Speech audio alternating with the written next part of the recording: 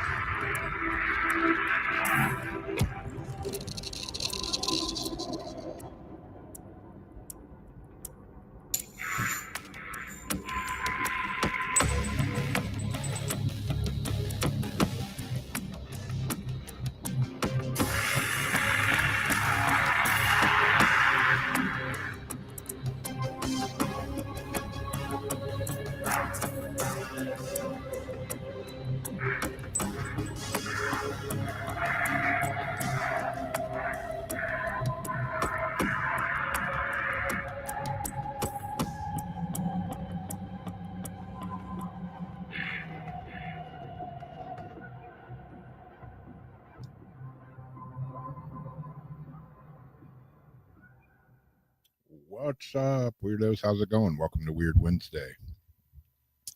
Yet again, January 8th. Wow, time flies. How's everybody It's doing? already March. I know. Christmas is right around the corner. They're already making my appointments ready for March. Everything like it's already summer. Yeah. It could be summer here, and I wouldn't complain because it's damn freezing tonight. It's warmer here. It was what 38 last night, and 38 there. Yeah. 60 here, California. And right now it's 40, and it's predicted to go down to like 32. I think we're going down to like 43. But half of your state's on fire. Yeah. I was reading about those fires today, looking at videos, and they look a lot like Maui fires. Like Maui, right? And like with the fire hydrants weren't turned on, and Newsom didn't want to divert water because he wanted to save a little endangered fishy. Your shit's on fire. Fuck the fish. I mean, like over 1,000 homes, already a couple deaths. People are fighting over the death toll. I'm like, North Carolina, they said 200. People that I talked to that were on the ground said at least 10,000, and then they ordered an extra 10,000 body bags just in case. Like, don't listen to the news death tolls. They said they didn't know how it started. Oh, and again, it has the looks of like accelerant, like burning on top of cars and like certain things that doesn't look like normal burn type patterns. I thought it was like maybe a bushfire, but like it was gusty winds again last night, and I'm like, ooh, this is when we get the fires. Like they use this weird gusting. And then there's going to be an arsonist. I think I even said to somebody last night, I hope the arsonists don't take advantage of this. Wake up in the morning, Yep. Yeah, right now, Heather wins the award for the lowest insanity degree temperature, 14 degrees. Oh, Hell no. Oh, what? I'm at 45. Feels like 44. It's going to get to 40 at 7. Yeah. The state is on fire. It's horrible. People jumping into the ocean and stuff. My heart cannot even get over what happened in the Hellfire or Napa fires. Like, I'm still deeply traumatized by these other fires. And this is like nightmares I've been having. I've been saying, oh my God, they're going to burn half of California from the south. They're going to burn California from the south. They started to burn California from the south, and then something else happened, and then here you go. I knew this was going to happen. Mm-hmm. Yeah, I saw a bunch of big houses in Malibu burnt to the ground. And Lots of celebrities lost. Yeah, they were showing cars looked an awful lot like those Maui cars. Right? Look at the video I posted. My mom sent it to me. I didn't get to watch it yet, but she said go to the 7-7 mark. Wait. Yeah, she said look at 7-7. I knew it. Another Maui. And the video is called The Situation Los Angeles. Is way crazier than I thought. But okay, Craig just took over first place. It's 10 degrees where he's at. oh, I want no part of that. my snot would be frozen on my face. 10 degrees. The sign's on fire? Is it? Oh, I'm gonna cry. I mean, the houses and things. Don't tell me the Hollywood sign's on fire. We're losing everything in California. Get out while you can.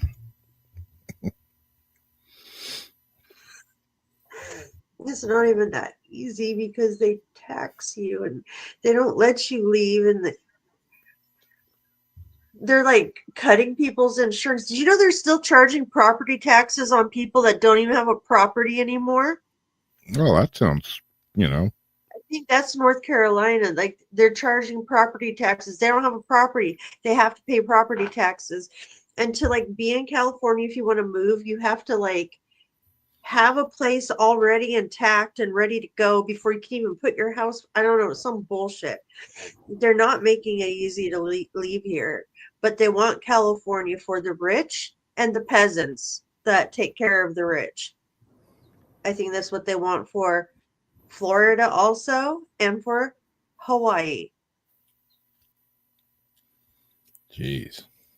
That's why they're trying to cut us off at the point they are with the damn surrounding heart thing, with the earthquake. So like parts of the water, cities go underwater at a certain time and the tides on their show, and California would be kind of broken off, kind of like a little celebrity, rich person island. When I say take all these assholes and go put them on an island somewhere together, I don't mean take our state and row away on it. Like, Yeah. go get on an iceberg somewhere and fuck off. The Hollywoods. New fire erupts in Hollywood Hills, sparking mandatory evacuations.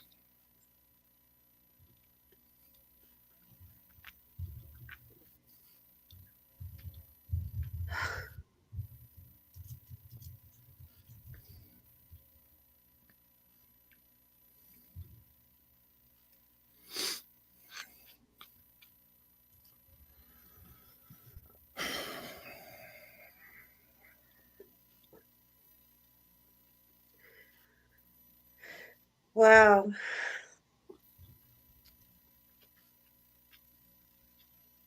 When things are nature, and it's hard, loss is hard, but when there's like a legit wildfire, which we haven't had a real wildfire here in a long time, like the Santa Ana fires, that was natural.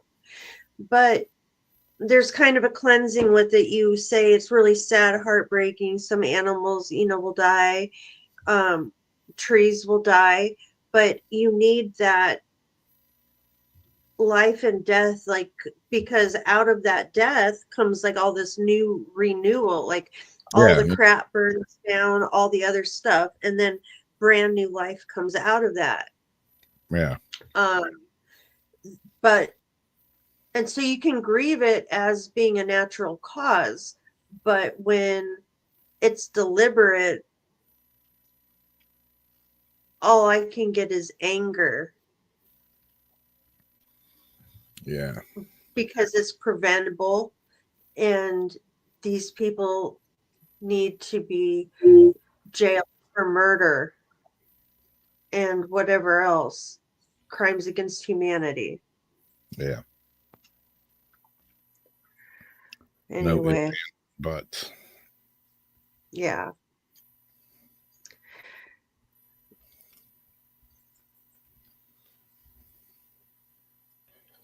Yeah, that's what it looks like, Royal, when I'm looking.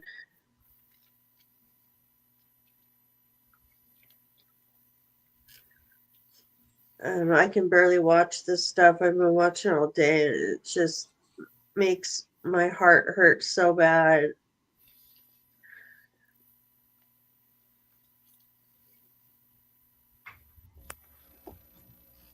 Have you ever seen the Venice, California live cam?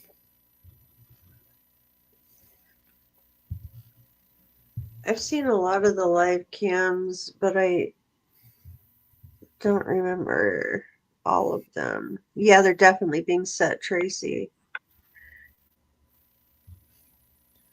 This cam, it's got to be the most detailed live cam. Look, they zoom in. Yeah, I think it's like a police cam or something. I click something, I click something, I click something.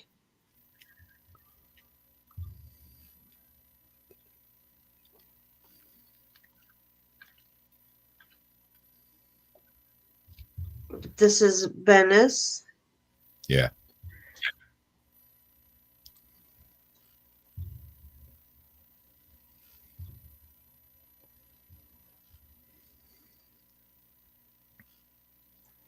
Yeah, this camera like turns around and zooms in and all kinds of stuff. Temperature 63. Oh, pan tilt zoom. Yep.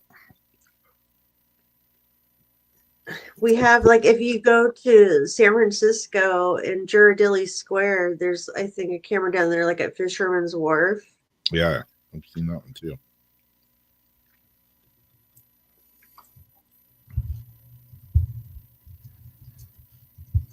It's about 5.5 hours for me.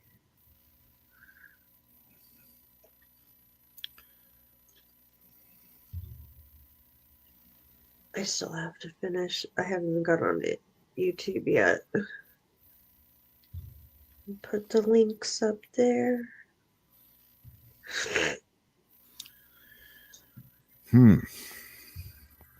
Yeah, I don't know. You know, the whole fire thing's weird.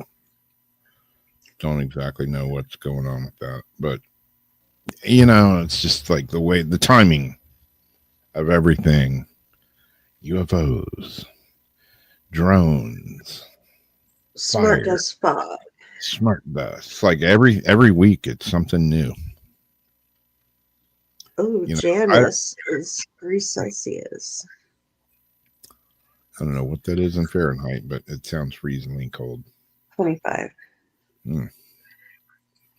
Yeah, a whole lot of just stuff being thrown.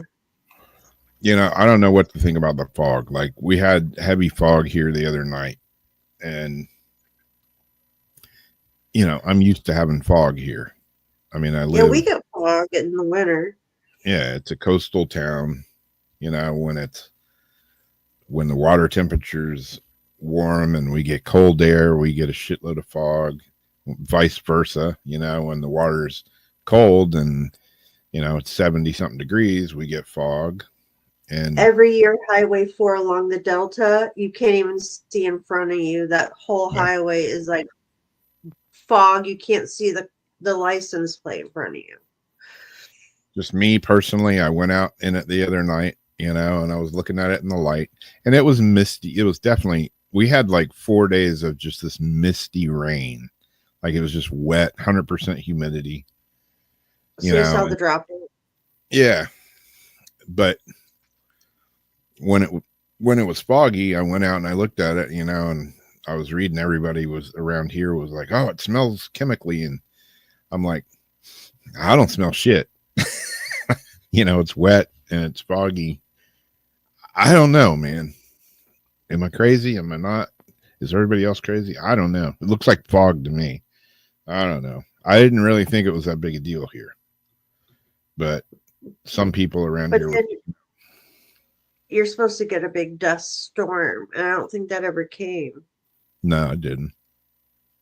And we've had that before. The Saharan winds is what they were calling it here, and big dust storm from whatever, I guess Saharan desert, wherever. But yeah, I mean, we had it at one time several years ago, and it was like this. It's almost like red clay dust. Everything was kind of just this funky dust on it. I don't know. It's a pain in the ass. Major, screwed with your sinuses because you're breathing shitty air quality. But I don't know.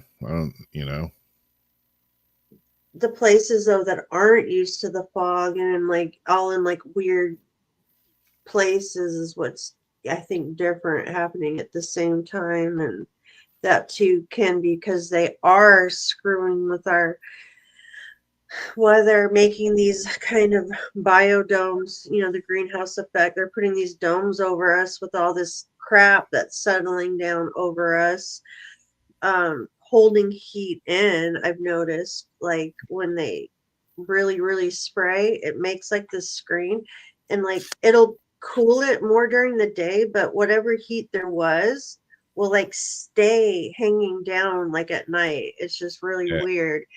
And you don't know, with all this back and forth crap that they keep doing, like what else can be a result of it.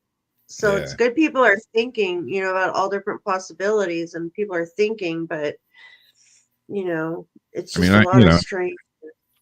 I've lived here my entire life, and people that don't live here, they're like, "Oh God, I could never live in Florida because it's too hot and humid." I'm used to it. And there's like three weeks out of the summer that it's just freaking miserably hot here. And that's the way it's always been. But especially this last year, I don't know, the temperature on the thermometer wasn't that much higher, but the sun definitely felt hotter and more intense, if that makes any sense. Like I'd go out and be outside, and I'm just like, son of a bitch, man. Feels like I'm in a tanning bed. So I don't know. Like where you could feel it through your shirt, huh? Like where it actually feels like it was like beating through your clothes, like into your back. Yeah, it definitely felt, like I say, the temperature, it didn't show hotter. It just felt hotter, if that makes any sense. I don't know. And did you notice it would seem brighter? Like normally, it's bright when you look at the sun, but you turn your head a little bit, you can kind of get your eyes normal. This, I'd have to turn my head all the way around, and I would have like the,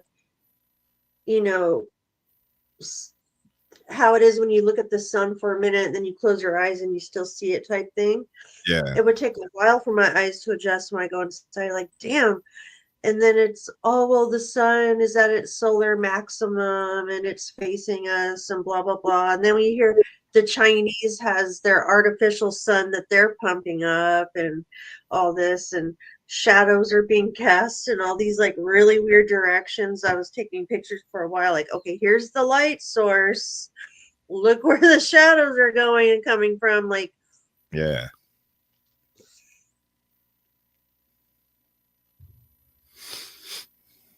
Yep. Yeah, like once the fires get going, then all the lunatics have to jump off the bandwagon and start their own fire.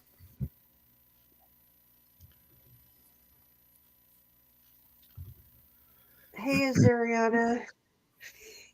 No, we're just talking about the fires and the weird weather. Yeah.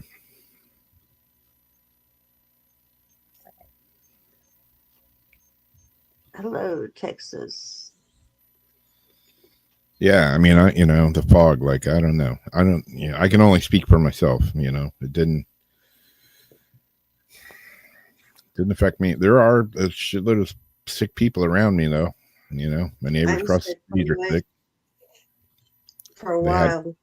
they had whatever it is, the Wu-Tang disaster, coronavirus, and then now one of them has the flu. And yeah, I'm like, you stay on your side of the street. Don't be coming over to my house. No. This is just the congestion from exposure to all this crap. Yeah, my sinuses are screwed up because, it'll be 70 degrees one day here, and then it'll be like tonight, in the 30s the next day. So that screws me up. And then, I got the whole sawdust and sanding dust thing too. So, but so far, knock on wood. My eyes burn. The cat's eyes are all burning and like bloody noses. It's horrible.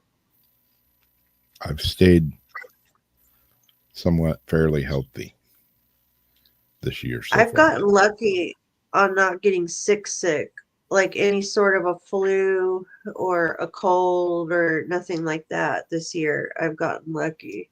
It's like Jason's had he's been sick for like 4 months. Just back to back, like colds or sinus things or whatever. He's like I was like 3 or 4 years ago, where I'm like, shit, like when is he not sick? Months out of the year. I don't know. Maybe we got the vitamin dosed fog here. It's that damn carnivore diet that I'm doing. It's warding off all that shit.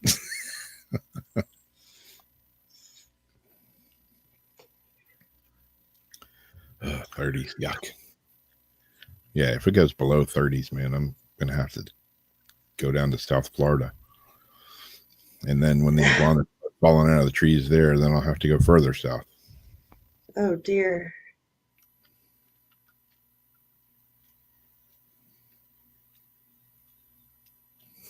Exactly, Tracy. Yeah, my wife's a nurse at a school, and Florida's School for the Deaf and Blind, and it's like we're talking, and some of the things that kids come into the nursing department for. Like, I was like, holy shit, when we were kids, like, you fell down, busted your ass, you're bleeding all over the place. You come in, if you told your parents, they were pissed because you got hurt, and then they slap some mercurochrome or iodine on it, throw a Band-Aid on it, and tell you to get back out of the house. Nowadays, man, kids fall down and scrape their knee, and they got to go to the emergency room. It's like a whole generation of wusses. Soy boys. I mean, yeah, I never went to the hospital. I mean, I went to the hospital a few times. One time when I got hit in the head with a chunk of concrete and it busted an artery in my head and I was bleeding like a stuck pig, went to the emergency room. And another time I, got hit in the head with a sickle, went to the emergency room. Other than that, like, cuts and I went to the emergency room when I whacked my head on the concrete and got a hematoma. I looked like a cross between a unicorn and a raccoon. That'll do it. Yeah. That was weird, man. Still got a big dent in my head from that right there. Yeah. We have matching dents. Yep. Hauling ass on my bike. Pulled in the driveway. Wet leaves. Solid rubber back tire. Whoosh, bam. First thing that hit the concrete. was my forehead. Mm. Yeah, Craig, I think it does. They got mad if you blow on the carpet. That's right. You rub some dirt in it and fucking walk it off. Yeah, man. What you crying for? Exactly. Yeah, exactly. If you bled on the carpet. Yeah. Fungus growing up. Like scabs on top of scabs. I remember that. Like when your scabs would have a scab. Yeah. Yeah, I was a skateboarder, man. Yeah, I had my share of those. Oh, pieces of carpet you're pulling out of it. Oh yeah. Yep. Yeah, man. Good times. Times were a lot different then, for sure.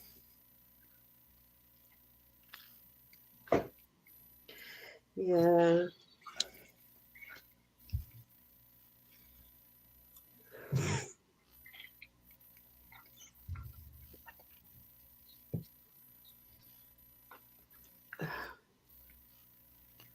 Oh my gosh, I saw that, Royal.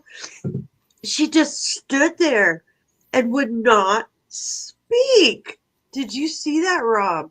No, I didn't see Look that. up the mayor of LA being asked a question and not talking.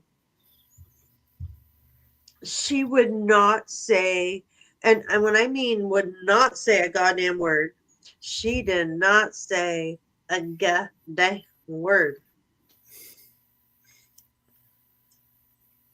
And it looked like she was in some little box. Like, this is what's going on. And I don't know, okay, if she already was on vacation when this happened, or if she planned the vacation after it happened, or if she had a heads up and went on vacation. But she was getting ridiculed for being on vacation, like, while this was going on. I don't know, like, when it was planned and all that. I've also seen a few videos of people talking about, how they've lived in a, family house. They've had the same insurance for years, and mysteriously the insurance company like canceled their insurance like a month before all this happened.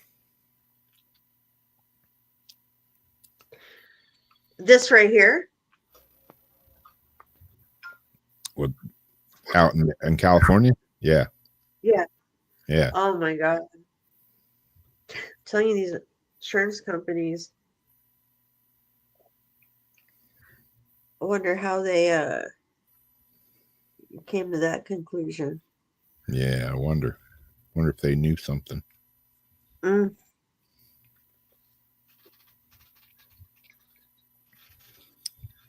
Yeah, man. Early days of skateboarding.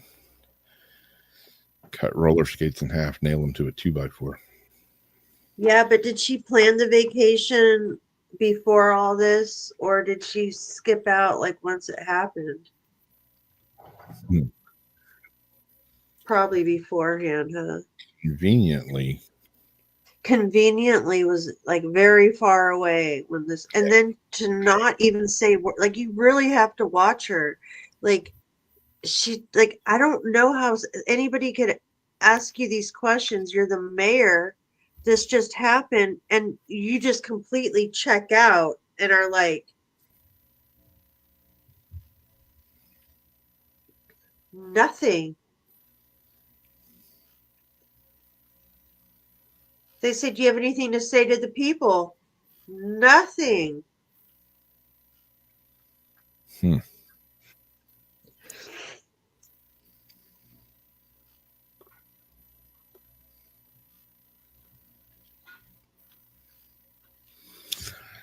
Yeah, I don't know.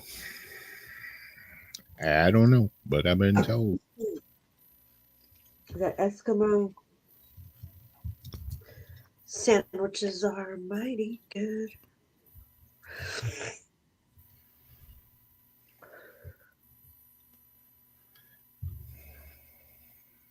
Yeah, see, and that's what I was saying, because like the past few days, I've been taking more and more pictures of the cloud patterns moving with the frequencies, and I've been getting more of the high pitched, like EMF kind of like ear sounds that I get. It's not spirit, or like I know why.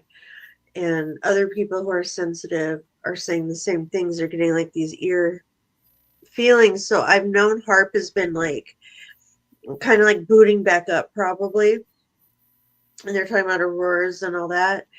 But I think they used HARP or radio frequencies in order to move this fire. I mean, the wind and everything, um, they they can cause all sorts of different phenomena. But these gusts, the way they come from every single direction, I really feel like they used the radio waves to help move the fire around. Hey, John. But yeah, I think there's going to be a lot more fires. I think they're just going to keep working on.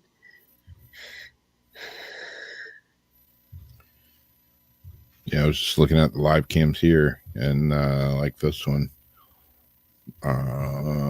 we don't really have, even though it's colder than a polar bear's nuts in a blizzard. We don't have any fog here tonight. There's the lighthouse camera, clear as a bell.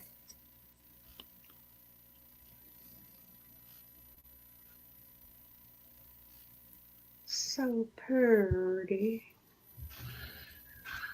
I like the pretty lights.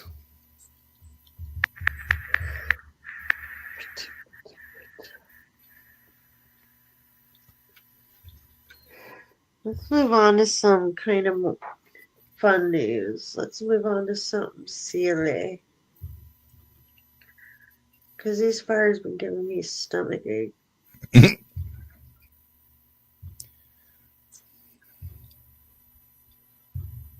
Oh, thank you very much, but I am.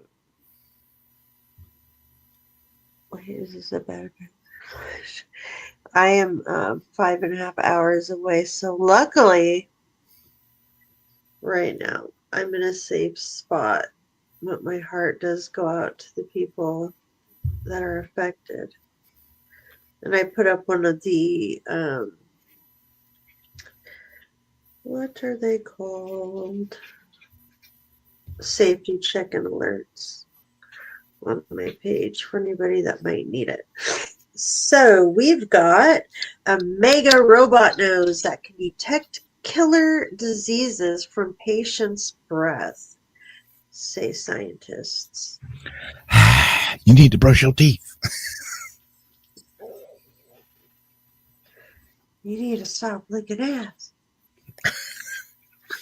Damn, motherfucker, take a Tic Tac or something. Take a Tic Tac. Like, what was it? Ace Ventura in his butt. I need a Tic Tac. Mine's in the gutter tonight. It happens once I get to a certain level of loopy from everything. And I just have to laugh. Yeah, you should have heard Jamie and me's idea for a restaurant the other night. Woo! Oh! It's a story for another time. Anybody interested in some Boston cream donuts? Mm-hmm. Mega robot nose developed by scientists can sniff out killer diseases, detect damaged fruit, and identify dangerous gases. Eggheads at the Norwegian University of Science and Technology say the ant nose is a cut above dog and human conchs with 97% accuracy.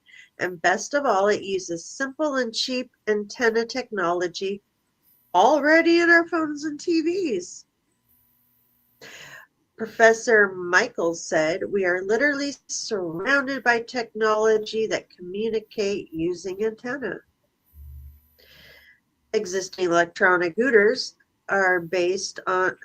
Now, when they say Hooters, I'm not thinking nose. Yeah, me either. Are based on how mammals smell and require hundreds of expensive sensors coated in different materials. But the new ant nose transmits radio signals to pick up distinct volatile organic compounds known as VOCs, including ones in patients' breath that indicates disease. Researcher Yu Dang believes the new bot schnoz will be a game changer in detecting early signs of illness and could save tens of thousands of lives. Dogs can sniff out illness, but the highly trained mutts are very expensive, unlike antenna robots. Now, seriously, the robot's cheaper than the dog. If the dog's already trained,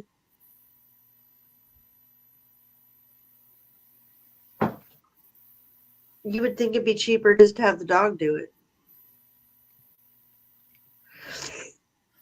They can sniff out bombs and cadavers. Yeah, amongst other things. Mr. Dang said, volatile organic compounds enable trained dogs to detect health-threatening changes in blood sugar and diseases like cancer. So the principle is largely the same.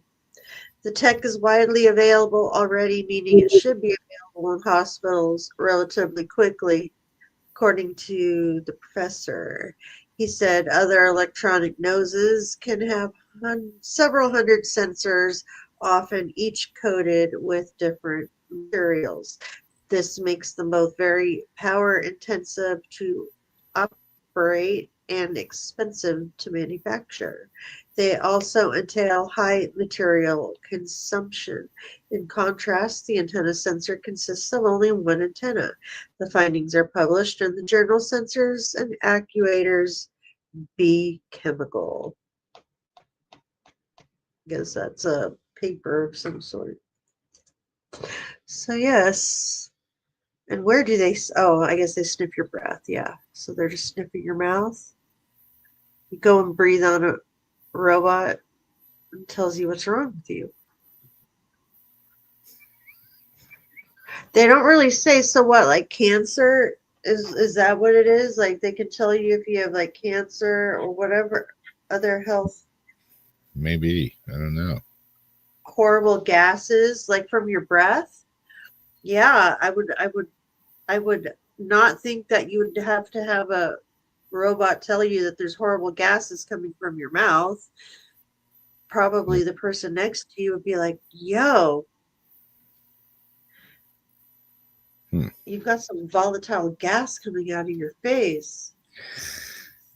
Yeah. I don't know. Robots. Are they good? Are they bad? I don't know yet.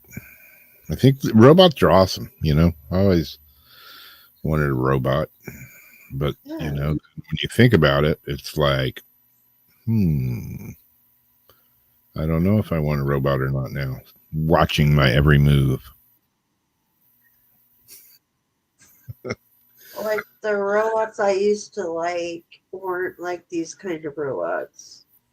Yeah. I wanted a robot like Danger, Danger, Will Robinson.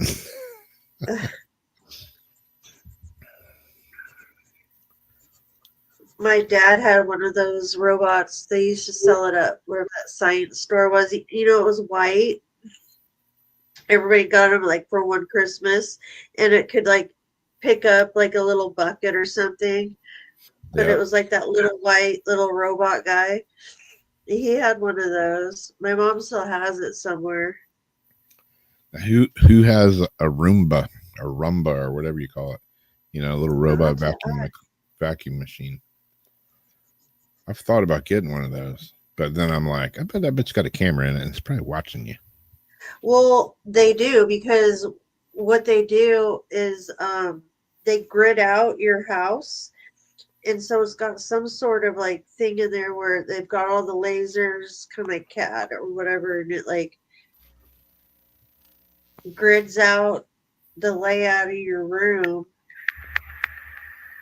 so it knows what not to bump into and everything. Yeah, it's what people do with them. But yeah, I'm sure there's some sort of I don't know. Yeah. Yeah, I heard Like, they're why better is now. it- Like if your dog, took a dump in the house while you're at work and your Roomba is vacuuming up your house and it runs through the dog poop and tracks it all through the house. I heard they don't do that. Huh? I heard they don't do that anymore. Exactly. I would be livid. Come in and there's turd tracks all through the house. Oh, sweet. Glad I paid $500 for this thing to clean my house. And you have to rent someone to come in and clean shit skid marks out of your whole carpet. See, I would have went for, what's her name? What was her name? Kelly something? Weird Science girl. Weird Science. What would she do? Where they made the girl. To like clean up the Roomba shit?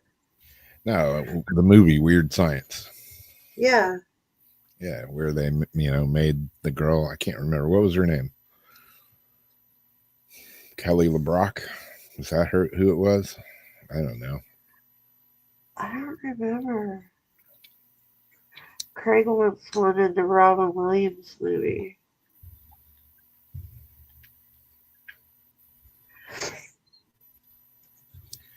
Yeah. TVs, cable boxes. Yep. Kelly LeBrock. There you go. Yeah, our street lights even talk to the 5G towers. Yeah. That whole, I sent you that picture a while back of the purple lights that we have, and people started asking about them here and they were like, oh, they're a manufacturer's defect and we're replacing them. Well, we got more purple light. If they replace them, they replace them with even brighter purple lights now. It's weird. We have all these weird UV purple bluish street lights everywhere. And it's come out that's not even good for us. Like to be exposed to that much blue light like that all the time. Yeah. Cherry 2000. Exactly. I watched a movie, I don't know, a couple of weeks ago. Can't remember the name of it.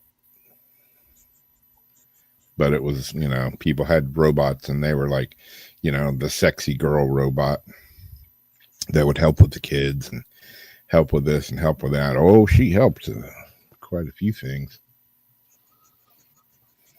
And then things went bad. How'd it go bad? Like Wallowitz bad? Like tried to kill the baby because the baby was a nuisance. Yeah. Anybody else see that movie? What the hell's the name of that?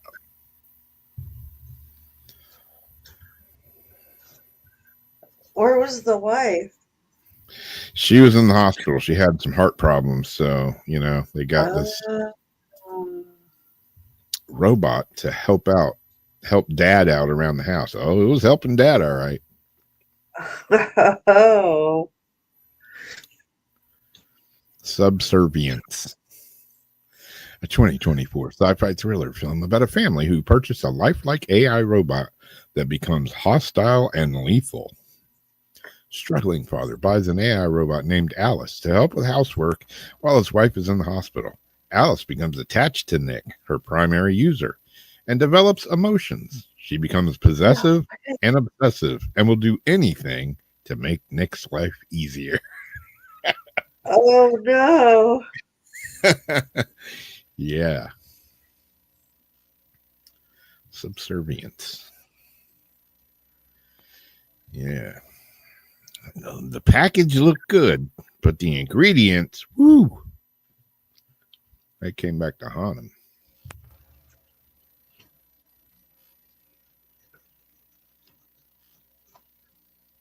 She got Yeah, jealous Kelly over went the through- baby. Yeah. I'm just trying to make your life easier. I'm gonna drown the baby because he's a nuisance.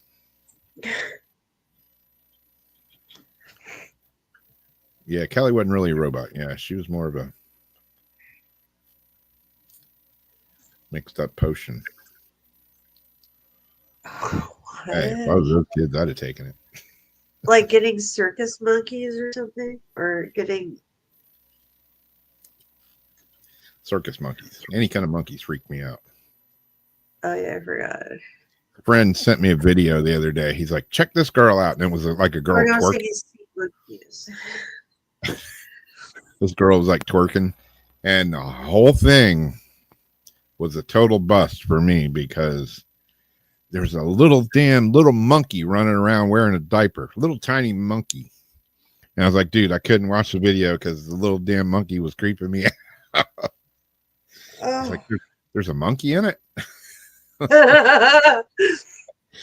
He went back and watched it. Holy shit, there is a monkey in it. That's great. Not for you, but.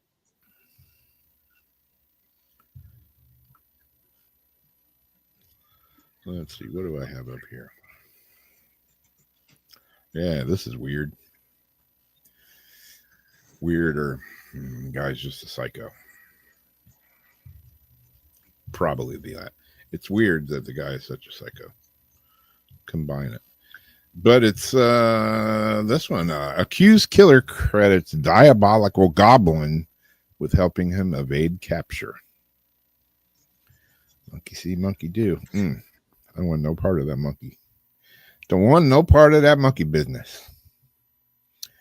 After being arrested for allegedly killing 2 people last year, a Colombian man surprised police when he explained that he managed to evade capture for months thanks to help from a diabolical goblin. According to a local media report, the weird case came to light this week when authorities apprehended Kevin Orlando Arias Ferrero, who was wanted for murder of 2 men in an incident that occurred back in April. The months-long search for the suspect culminated in a wild chase wherein he hit a police car with his motorcycle before crashing and being taken into custody, which is when the cops noticed a curious doll, seen in the picture, in his possession. Upon being questioned about the peculiar figurine, Ferraro coolly replied, "He's the diabolical goblin who protected me." The accused killer went on to explain that he prayed to a sinister spirit that inhabits the doll every morning at 4 a.m., which is why it had taken authorities months to catch him. As for why he was behind bars this week, though, Ferrero lamented that he failed to do the ritual prayer on that particular morning, leading to the goblin rescinding its protection and causing him to be captured.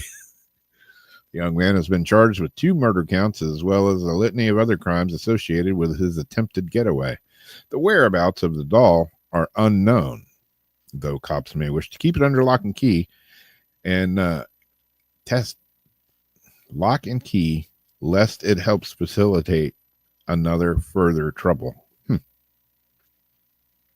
don't know where it is, but apparently they have it under lock and key. We don't know where it is, but we have it locked up. We just don't know where. Or we're not telling you where. I don't know. Sounds a little fishy. Diabolical goblin. That's a new one.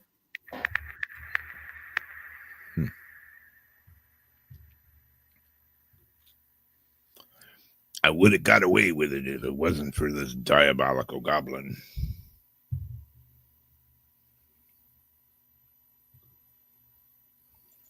Have one swan. Just don't spank the monkey. No spanking the monkey. If the monkeys show up here, They'll be chasing me with a poop trail behind me. I don't like the monkeys. The older I get, the more monkeys It creep won't me be out. the monkey's poop trail. No, it won't be the monkey's poop trail. Blaming the doll for his crimes, exactly. No, he didn't really blame the doll for the crimes. He said the doll helped him evade the police from the crimes. But he didn't pray to it that morning at 4, and so the monkey, see, diabolical goblin turned on him and let him get captured.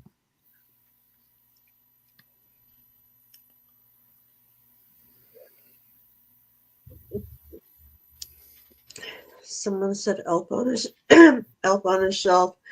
You guys see this here? There was Snoop on a stoop Yep. instead of elf on a shelf. And there was Martha. What was she doing? I forget. I was looking for Elf on a Shelf, and I found Snoop on a stoop, Martha doing something. Because, of course, Martha and Snoop go together now, I guess, for some strange reason. Uh-oh.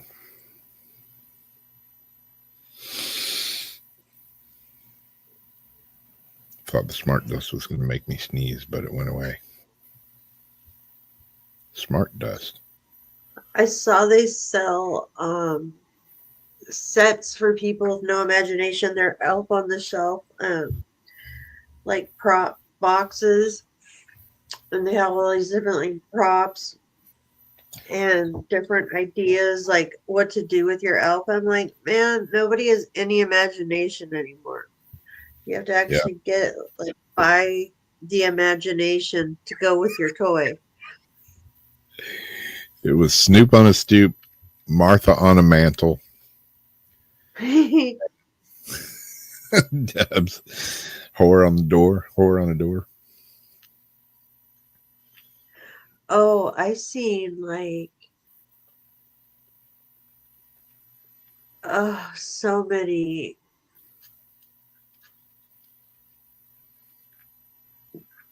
There was like Elvis on some sort of toast or something. I don't remember. Something on some top ramen, something on noodles, a poodle on noodles. Mm.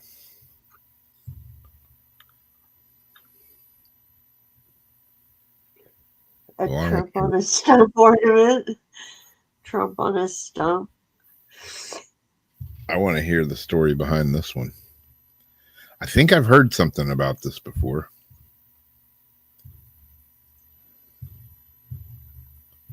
The graham crackers. Yeah.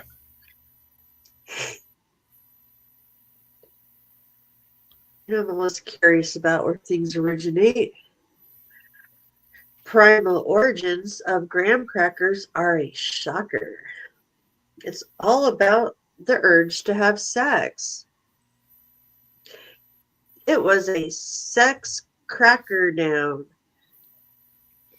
People are shocked to discover the sex-fueled history of graham crackers as the salacious backstory resurfaces online.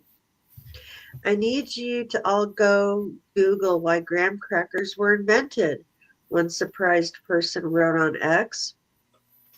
Apparently this went around on Twitter a few years ago, but just seeing it now for the first time. Sharing a simple summary of the story, another added, just discovered graham crackers were invented by a Presbyterian minister to cure licentiousness, like the urge to have sex. A lot of y'all need to start eating graham crackers. Graham crackers were invented by Sylvester Graham, a 19th century minister an attempt to tamper the carnal desire for sex. He believed caused everything from headaches to insanity, experts and historians previously told the Post. But instead of simply preaching abstinence, Graham created something else entirely in hopes of quenching people's sexual appetite and curing them. A bland snack-like cracker-like snack. Graham rose to prominence in the Presbyterian Church, but was always obsessed with health after a childhood spent as a frail and sickly child. He studied the human body at Amherst College, though he dropped out after failing to make friends, and soon realized his life's mission was to prevent the evils of sex, indulgence, and what he believed to be the unhealthy effects of lust. I had a picture of one boy and I didn't put it on there. His crusade was his most fervent cause, as he claimed he could inflame the brain more than natural arousal and even lead to insanity. He was on a strong anti-masturbation crusade. He said, if you're eating meat, you're acting like an animal, and you should avoid these types of primal instincts, like the urge to have sex, said Adam D. Schitzprison, who wrote The Cracker's Odd Origin Story. He believed food played a critical role in tempering sexual desires and argued that food like meat, coffee, and spices excited cardinal urges. So he began promoting an unexciting whole grain diet to purify the body. The Crusader even launched one of America's first vegetarian movements, urging followers to swear off meat entirely, believing that wholesome, simple food would foster a healthy, chastised life. In 1829, Graham took his mission further and invented what would later become the graham cracker. The first graham cracker was a tasteless dry whole wheat biscuit made of finely ground unbleached wheat flour and coarsely ground wheat bran. The graham cracker's transformation into the sweet, honeyed snack we know today happened after Nabisco acquired the brand in the 1890s. They added sugar and cinnamon, and the dry, unappetizing cracker was reborn as a more palatable snack, paving the way for its eventual role as the foundation for s'mores. Graham believed the original cracker's blandness would keep sensual urges at bay, particularly in adolescent boys. He spoke about how the cracker could help suppress sexual desire, particularly in adolescent boys, and he gained some hardcore followers, said Schitzprison, who was also a professor of history at Scranton, Marywood University, Scranton, Pennsylvania. Graham's philosophy spread in the 1830s, giving rise to the so-called Graham diet, a regime of tasteless whole grain bread and starches with everything flavorful, meat, coffee, alcohol, and tobacco strictly forbidden. His followers, called Grahamites, were strong in their belief that his diet could cure all kinds of ailments, from depression to nervousness, and some even claimed it improved their sex lives, not by encouraging lust, but by suppressing it. As warped as he was from a medical standpoint, he was ahead of his game in some ways. We know now that diet is connected to physical health, and too much meat and alcohol isn't good for us. His lectures on sex were so uncomfortable for some that angry mobs of butchers and bakers once protested his teachings. They claimed his health movement was bad for business, and men found his frank discussions of sexual repression especially unsettling, particularly when women were present. Wow, this is a wild little rabbit hole. Of course, it seems to be a little more complicated than that. Graham crackers appear to have been part of a balanced total diet intended to reduce sexual urges, and it should be noted that the diet was also vegetarian, a fascinated tweeter wrote after learning about the treat's history, with another person joking that the brown biscuit may have led to unexpected consequences. I loved eating them as a kid. Maybe that influenced me, she said. Yeah, I tore up some graham crackers when I was younger, and I can attest that they did not work the way they were intended to in any way, shape, or form. And yeah, s'mores, yeah, campfire, a little bit of graham crackers, a little bit of marshmallow, a little bit of chocolate, and that usually leads to something else. Yeah, all that sticky, icky good. I have woken up with graham cracker s'mores in some pretty crazy places. Yep. Probably dropped it down my own shirt, but I wake up and like, why is there a s'more smashed in my shirt?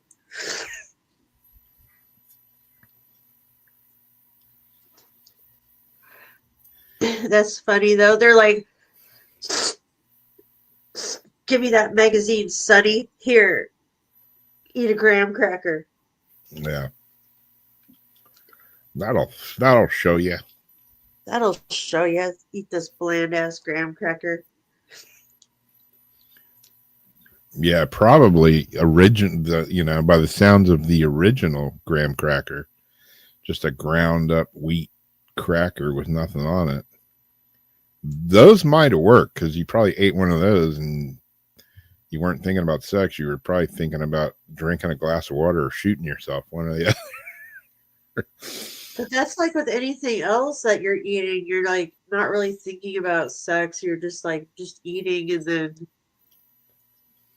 I mean, have you ever eaten something and you're like, God damn, that makes me not want to go have sex now?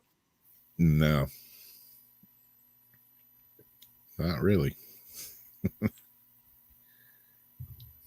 You might have seen something so gross with people have like some sort of gross sex, something that could make you not want to eat.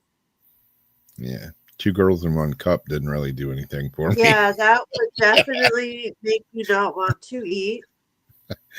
I don't know.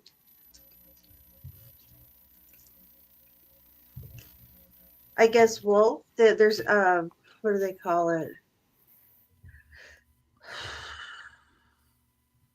Like oysters are an aphrodisiac. They say certain foods, I guess, do entice things like the oysters and chocolate supposed to, and some other things. Maybe some foods do actually chemically do something to you. I don't know about the graham cracker though. Yeah.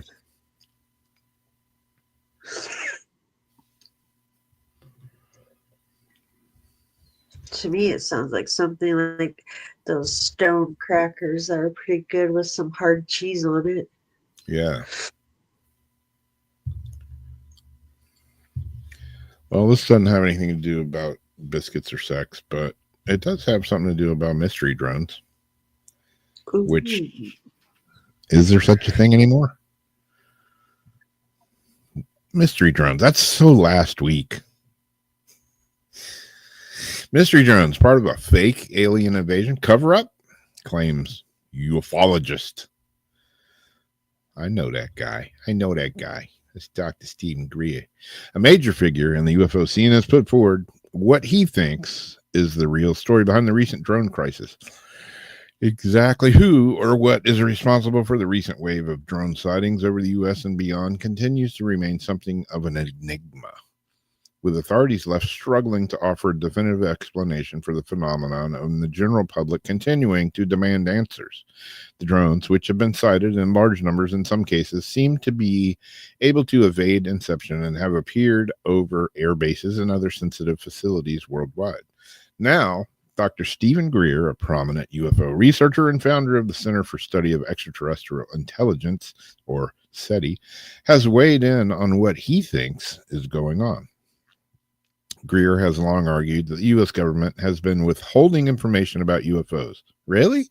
No, not our own government. Would they do such a thing?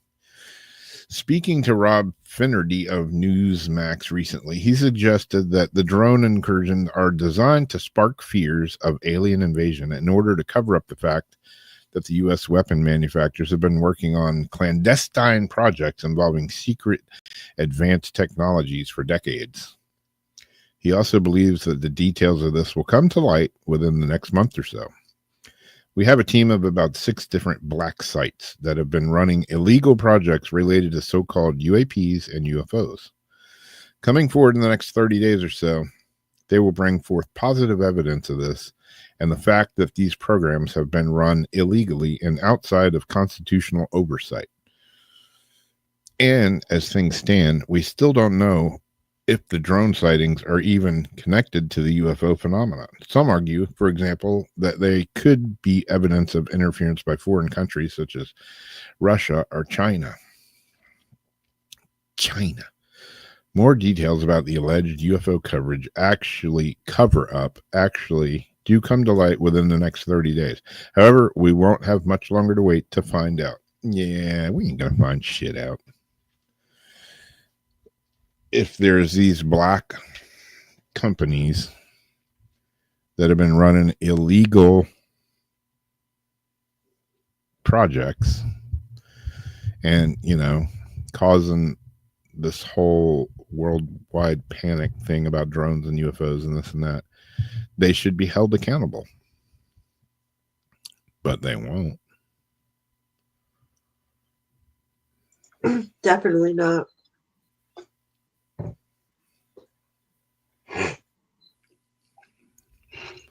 So I don't know. I don't know what to believe. I'm just going with the flow. Yeah, so did I, Craig.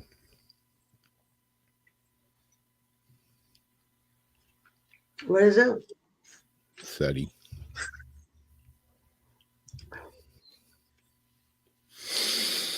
Yeah, I don't know.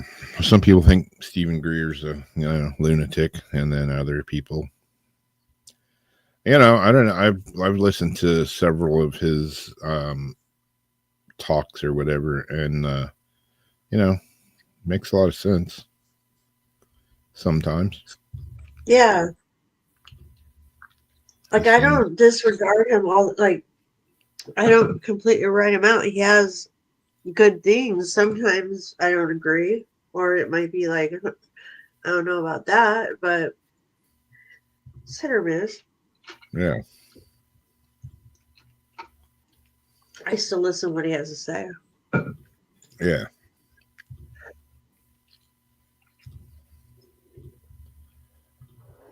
I love that wrote me too. What's I have that? so many useless factoids. No. This I thought was so screwed up.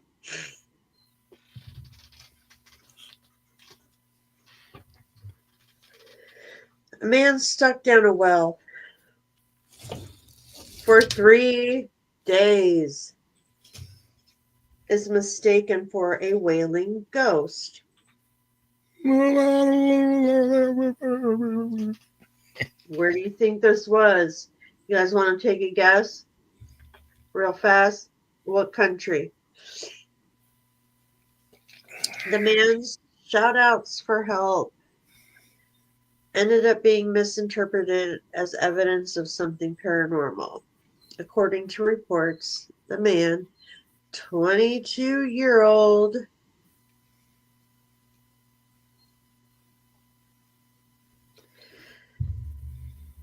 Liu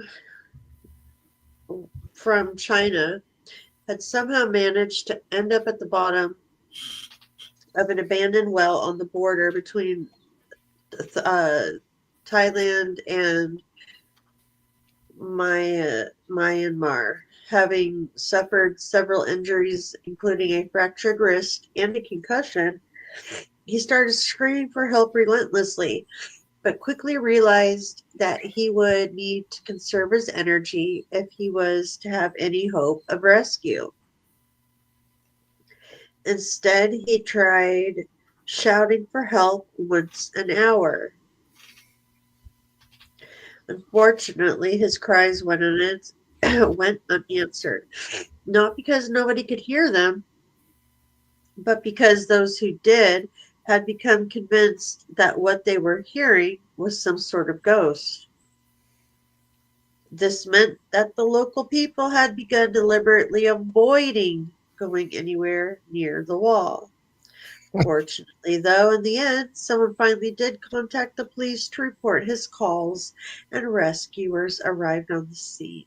By the time he was rescued, he had gone 3 days without eating or drinking.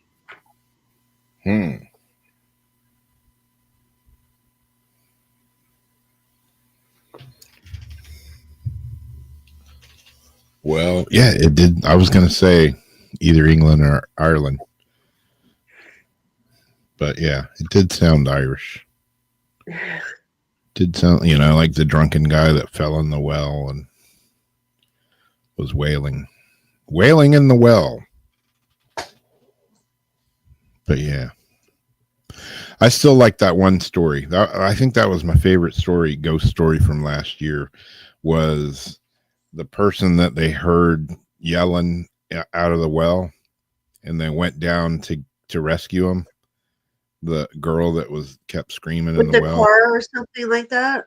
And they went down to rescue her, and the guy got down there and realized there's nobody in the well.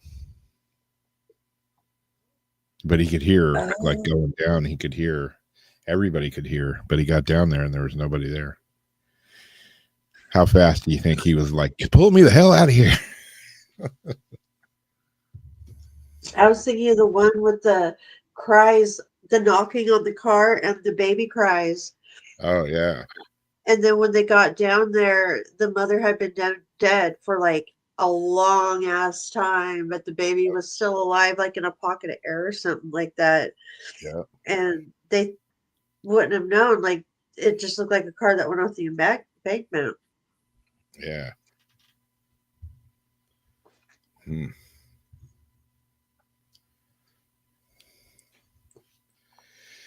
Yeah. Yeah, it's kind of funny how, like, Zuckerberg and several different people now, they never had anything good to say about Trump, but now that Trump is going to be the new president, now they're wanting to be on his side. Now they're wanting to work with him. I don't know. I'm sorry. He said it before. He said it before, and then they did take off my account has problems, issues, little marker.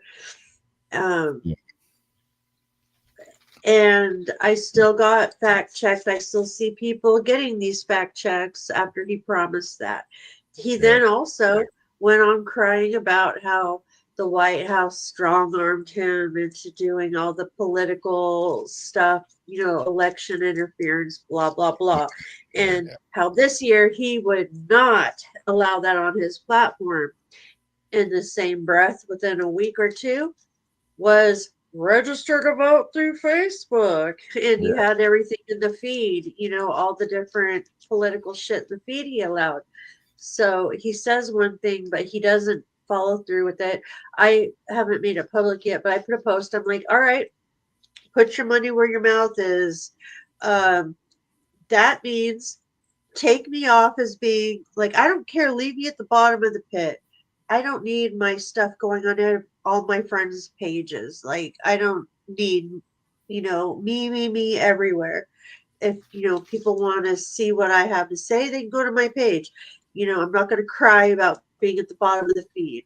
Yeah, you do make sure I don't get above a certain amount on Instagram because you think my metaphysical stuff are hate speeches.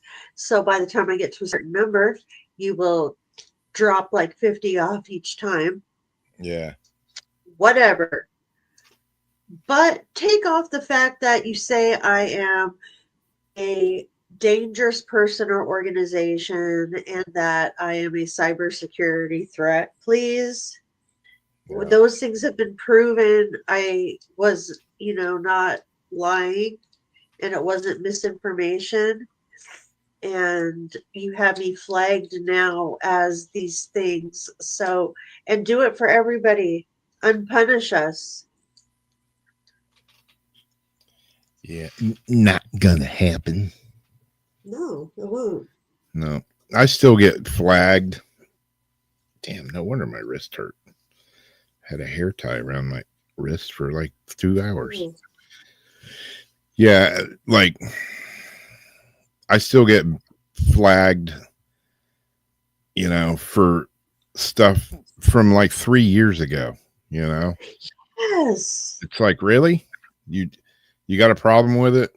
I posted that 3 years ago and you're just now wanting to, flag me. Oh, if you get one more flag, I just like, well, just fucking kick me off now. I don't really care. Like, ooh. Yeah, I mean, I use Facebook every day, but if it went away, so be it. I don't give a damn.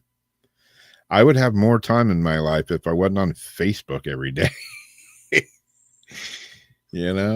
But then again, I guess you'd have to watch the show on YouTube or Instagram or somewhere else. I was watching Elon's test on X the other day, the live streaming on X, and it was pretty good. I was like, wonder if we can start streaming on X because time's running down for StreamYard. Because I used to when I used to stream on Twitter, when it was Twitter, we had a stream through Periscope, and that was attached to yeah, I remember Periscope. Twitter. So this is like the first time I think Twitter actually has. I don't use it except here and there, but I think it's the I first think you got to time. have a paid account to stream on Twitter, but I mean, A paid account? yeah, $4 a month is. You need to have the check mark? Or Yeah, just a paid account?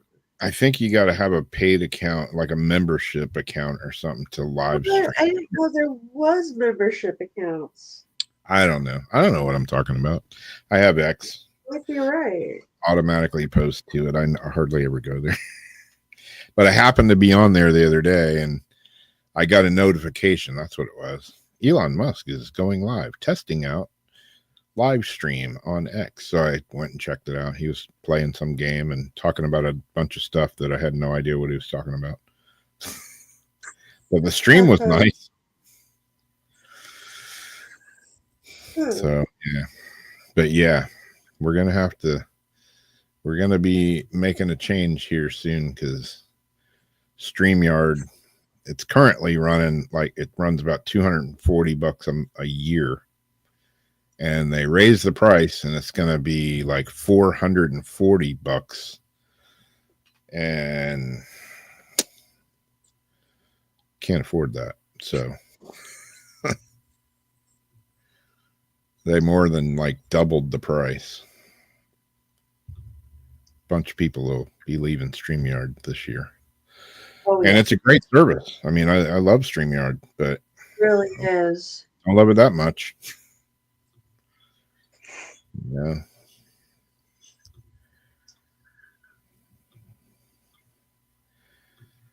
So I don't know. I've looked at Streamlabs. I've looked at that one Jason was talking about. Yeah, I thought he knew about StreamYard until you brought that up, and he's like, "Oh, my price hadn't changed." I'm like, "You better go check that shit out," because I guarantee you the price has changed. Did he say he had some grandfathered price? Yeah, Because I thought that was what was the other one? The live, be live or whatever. Like because we signed up at a certain here, and time, posted it. I think he gets it for 200, something like that. The StreamYard. Yeah, So but yeah, ours would go up to 441. I think he said his is going up to 391 or something. Basically 400 oh, bucks. so his still is going up. Yeah, it's going up. He was like, "Oh no, mine's not going up." I'm like, "You better go check that out," because they don't tell you. I mean, they send an email, like new updates, and like down at the bottom, oh yeah, the price is going up more than double. It's not a matter of where we can stream, Craig. It's to be able to simulcast and stream on different platforms at once. Yeah. Because, everything, we could stream on TikTok, we could stream all over the place. It's just we want to have, it's a software that connects. Like on this one, we can have 3. And so we go to Twitch, YouTube, and Facebook. We were going to try to send it somewhere else, but at the time, it didn't take it. I don't remember what the other one was. Instagram or I don't know what it was.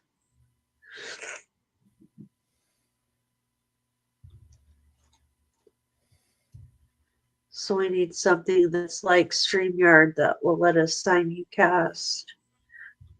Otherwise, we might have to like just stream on like Facebook or Yeah. and then post it on YouTube after, something like that. Because we usually have more people in chat on YouTube, like while it's live, but there's always more views on the Facebook side than the YouTube side after a week, like when you look. Yeah, I'm looking at it now, and yeah, when the contract renews, it's going up to $431.88 a year. That's insane. And it expires next month, so we ain't got much time left on the StreamYard. It expires. Yep.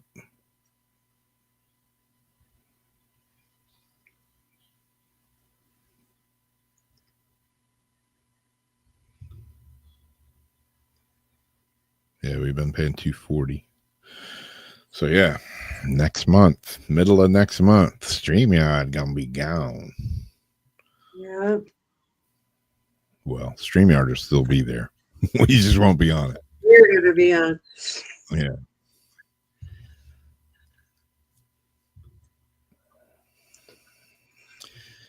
Yeah, who knows? TikTok. Will it be here? Will it won't? Who knows? Yeah, Rumble. There's Rumble. There's X. There's I don't know. Like Instagram has live stream. Was the one that we wanted to try to go on, and that's the one that it wouldn't take yet. Which one?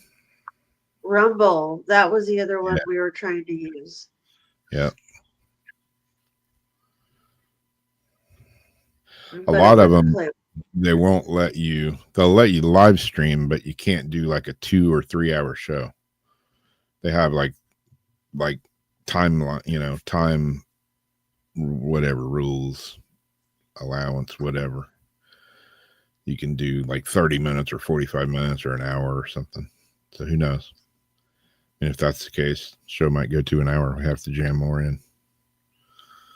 But that means I go to bed earlier.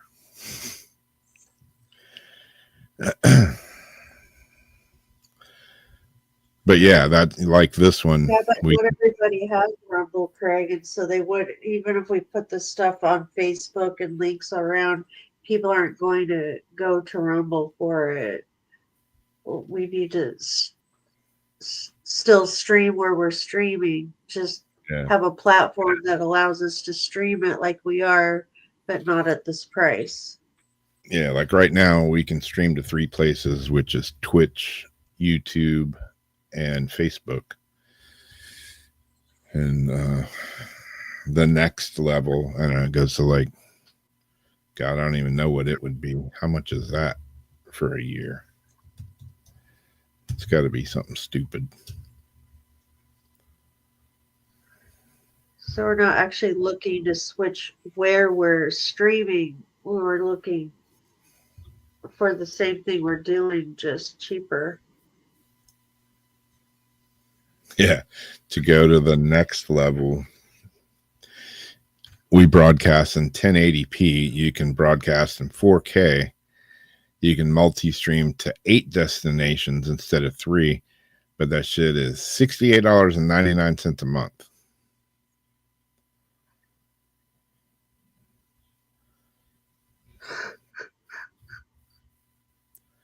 You know, if you got a big show, you know, with thousands of people and, you know, or Patreons or whatever, $68 a month isn't that big a deal. But Yeah. For little peoples like us, yeah, that adds up to serious monies. It really does. I have one more here about a combination lock. Did you still have another one? Yeah. Oh.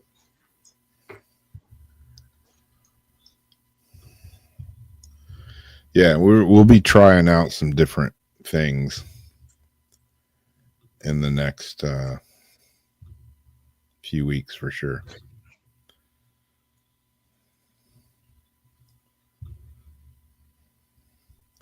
And, you know, we got to see how it works for you guys too. If it's easy to, you know, if the quality's okay and whatnot. Is what sucks is having to learn all new software over. It's like Jason was saying, he was going to try out that marketplace thing. He was going to go and get a month subscription and start trying to use it.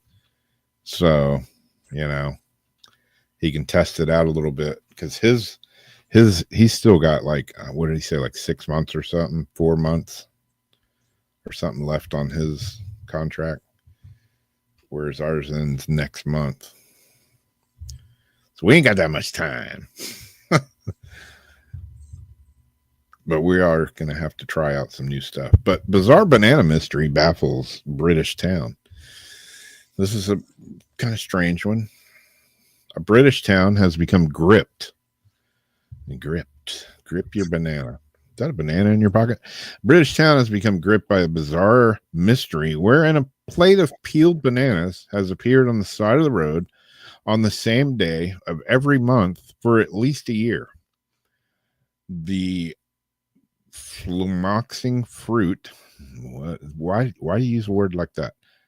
The fruit phenomenon is reportedly the talk of the town and the community of Beeston after most recent occurrence last week. Baffled residents. What do you think of that? I don't know why I was baffled. Baffled residents after say the bananas ritually appear on the second day of every month, and the person behind the mysterious offerings has yet to be seen. While some say the fruit started appearing around this time last year, others indicated that the beginning of the mystery could stretch back to sometime in early 2023. It's quite strange, mused resident James Oviedo. There's always a big bunch of them peeled on a plate, and they always appear to be drizzled with what seems to be honey. The bewildering batches of bananas, usually between 15 and 20, have understandably spawned several theories among community members wondering who and what is behind the mystery. Noting that the fruit is always placed in the same spot across the street from a church, have some suggested that the case could be religious in nature.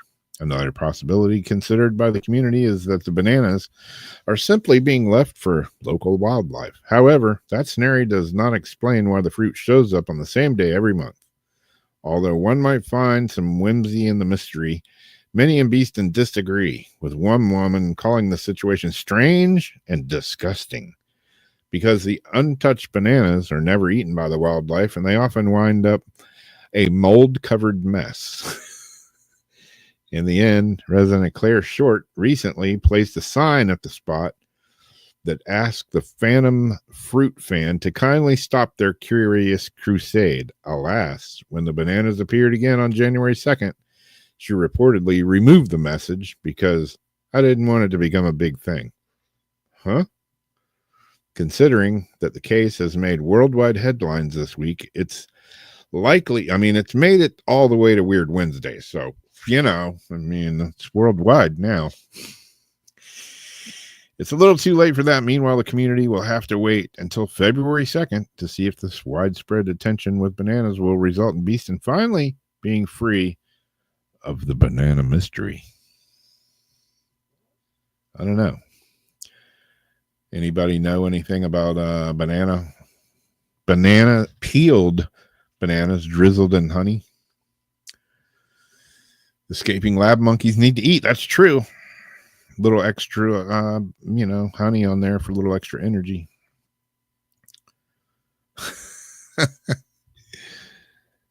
Yeah. Or if it was the summertime out there in Arizona, they would be cooked bananas. It would probably turn into banana pudding of some sort.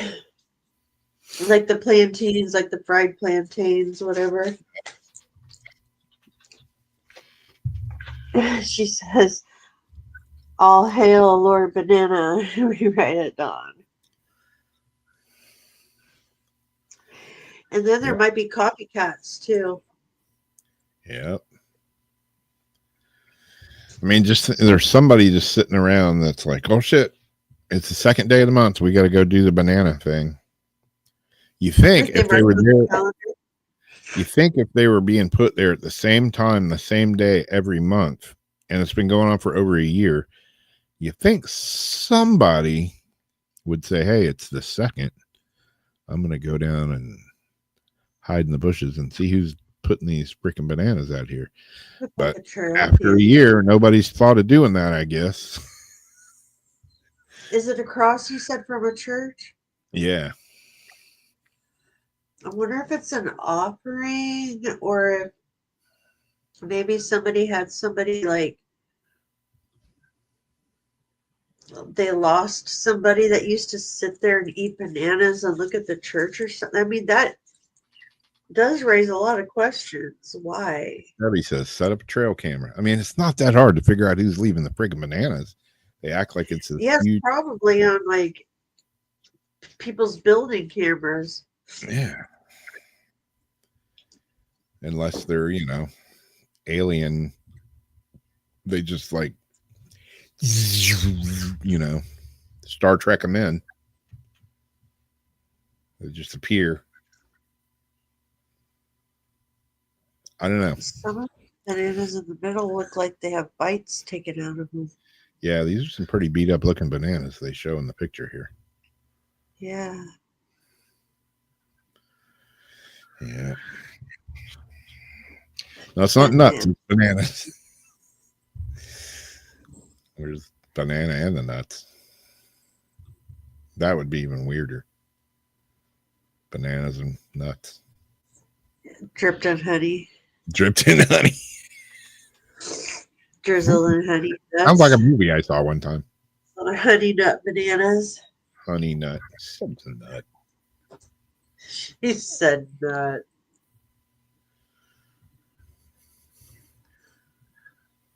What nut? Somebody's out looking for monkeypox. Oh, yeah. Data. Yep. Exactly. Your parents would be jamming on those. That was funny. Speaking of birds, that one bird that we got left, that crazy ass cockatiel, thing's got to be like 100 years old by now. My mom, bless her, when she was alive, she took over feeding that bird. She loved that bird. I'm like, Mom, that bird will bite the crap out of you. No, she's a good bird. I'm like, yeah, good bird, my ass. She will bite you. Love your mommy. Yeah. Yeah. And she tried to bite her all the time.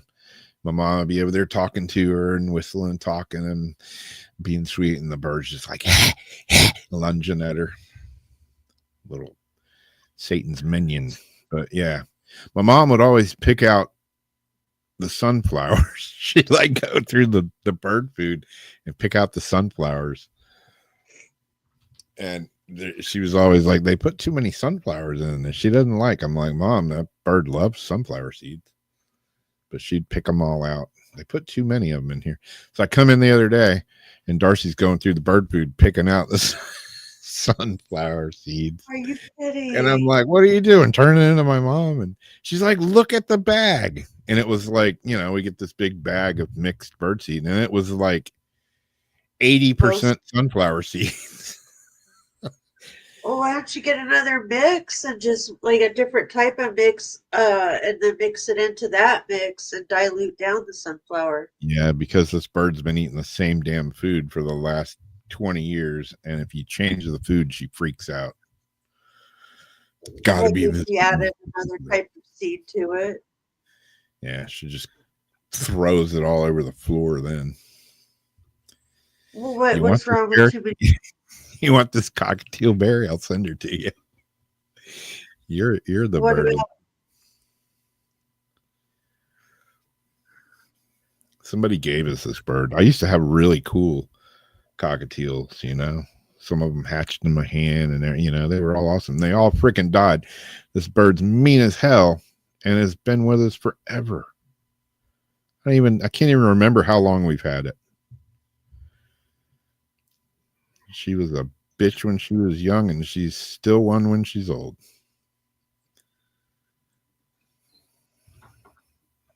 I'm just glad that your mom loved it as much as she did. Otherwise, Rob would have done something to that bird by now. I always threatened to leave the door open. So I root for the poor mean bird. Yeah. That's I know. Darcy always makes her a little box and a little house and takes care of her and all. Yeah, and that's the other thing. You guys have heard her. Some people have commented, what's that noise?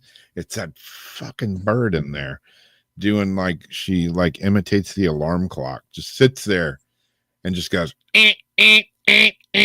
for until you have to throw something at the cage. She do it for an hour straight. Some days, some nights, I'm sitting there on the couch and I just feel like I'm going completely mental. Just got to get up and leave the room.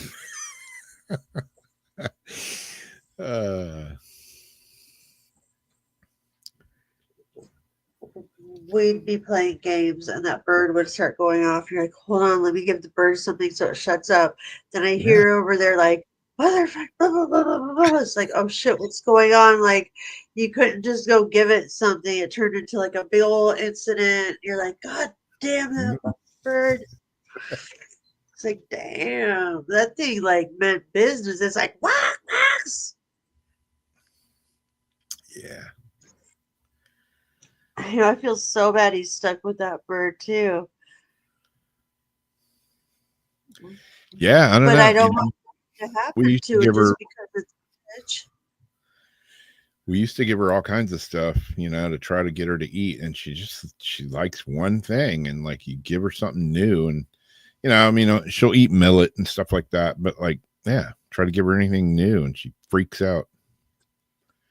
She'll go in her box and hide for 2 weeks. If normally you put a toy in a bird's cage, a new toy or something, and they're, a little standoffish at first, but by the end of the day, they're tearing the shit out of it. You put a new toy in this bird's cage, she'll hide in a box for 2 weeks straight. Not come out. Won't eat or drink or nothing. It's a very weird bird. I don't know. I've had a bunch of birds, but this one is hands down the weirdest, crankiest, meanest bird ever. We had some lovebirds at one time, peach, whatever lovebirds, and they were anything but love. They would tear you a new ass. And one of my buddies that was staying with us, he's a bird guy. He's had cockatoos and macaws and all kinds of stuff. And he's like, "Oh man, I'll have to have them tamed down in no time." Yeah. The only thing that happened with him was he was bleeding a lot. We ended up finding a good home for them because they were just man, tear your ass up. All the other birds I had, super cool. Had one that would like grab a hold of my earrings every now and then and not want to let go. But Oh, they go good with stepping. Exactly. I got one last one real quick. Could a combination lock prove that it's possible to talk to the dead? It's a quickie. The late researcher Dr. Ian Stevenson once came up with a novel way of proving we could speak to the dead. Dr. Stevenson, who died back in 2007, was a distinguished psychiatrist who was known for founding the Division of Perceptual Studies, a department that was and still is dedicated to the investigation of reincarnation, life after death, and other such topics. During his time there, he and his colleagues documented 2,500 cases of children who seemed to recall details of their past lives and conducted extensive research into each one in order to find evidence to corroborate those memories. But it was an experiment set up by Dr. Stevenson in an attempt to prove that communication with the dead was possible that remains the most unique and notable thing about his work at that department. Known as the combination lock test for survival, this unassuming object is essentially little more than a standard 6-digit combination lock that has remained unopened for decades. Dr. Stevenson reasoned that if he could transmit the combination code for the lock to someone after he was dead, it would prove not only that our spirit continues to endure after death, but that it was also possible to communicate with those who have already passed on. Sadly, despite his death in 2007, nobody has yet been able to open the lock. Today, the department continues its research into the possibilities of life after death, and in doing so, honors the work of the man who started it all more than 40 years ago. Whenever anyone will ever learn the code Whether anyone will ever learn the code to his combination lock, however, remains to be seen. And that goes into so many of us who do boxes and do these things, and we're like, all right, well, when I pass away, give this code, I'll talk to you, just try to hit me up, and I'll answer you back, and we'll have this code, blah, blah, blah, blah, blah. Yeah.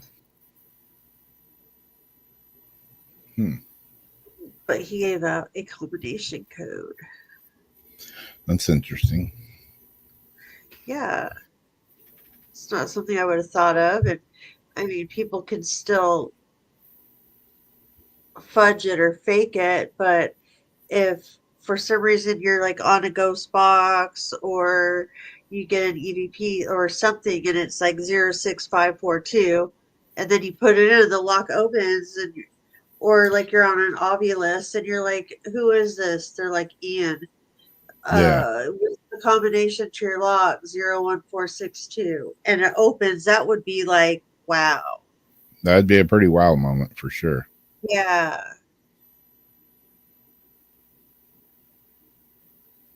But that was cool thinking back then. Yeah. Yeah, that's cool. It's like, I've mentioned it before, like Sam and me would do experiments where, like one of us would sit in the car and the other one would use a ghost box. And like, I couldn't hear it. If I was in the car, I couldn't hear the ghost box outside. And she would ask a question, and like look at me or signal me or something. And I'd write it down on a piece of paper, or vice versa. Sorry.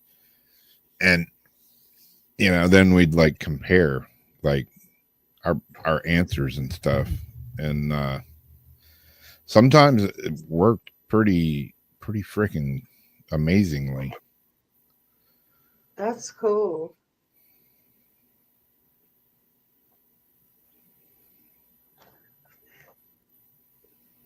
I used to like experiments like that. I haven't done things like that in quite a while.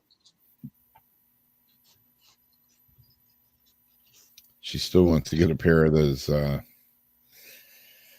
Shit, I can't think of the name of them now. The glasses. I think Linda did. Oh, She got a pair.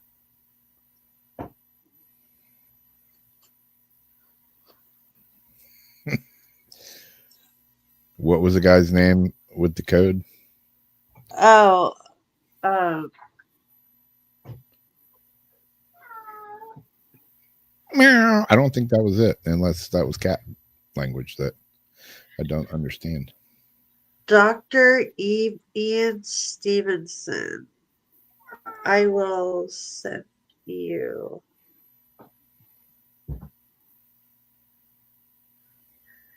his name.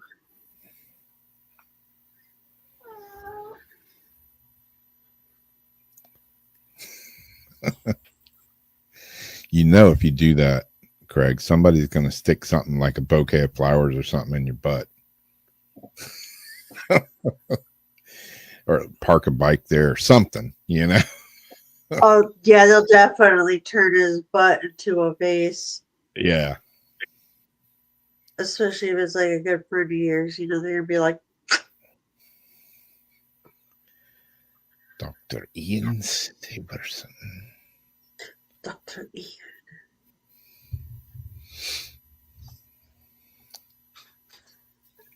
Oh, So Dave, that's a good idea. I've had this ghost box running the entire time. Why doesn't it work? Is there anyone listening to us right now? See, Debbie, Rob did get that. I was going to pick it up, but he ended up picking it up. And we messed with it a little bit beforehand, and nothing's coming out.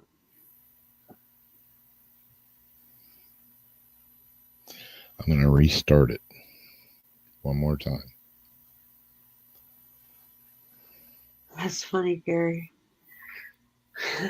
Yeah.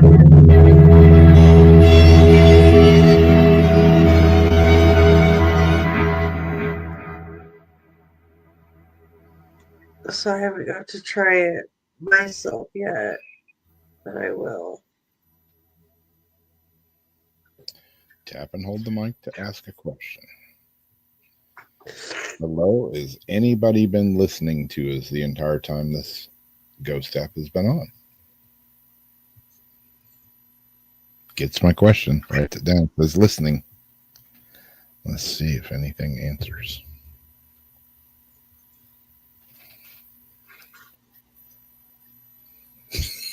Craig says I may have to rethink that then. Yeah, you know somebody's gonna do it, you know. Yeah. Oh. Or maybe have some sort of like a protection. Remember that guy? We went to his funeral and he had 4 roses and a G.I. Joe stuck in his ass. G.I. Joe. G.I. Joe. Body massage. Body massage.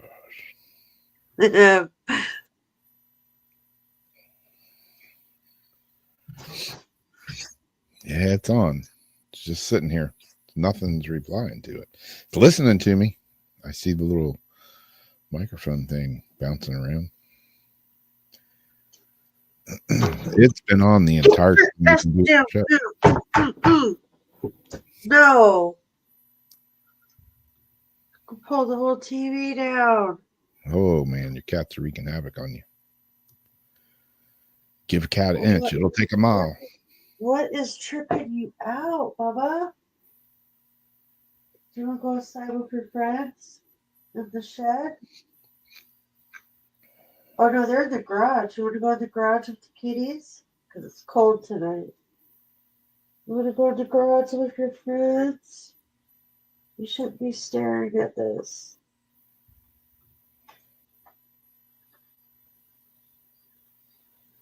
Bubba.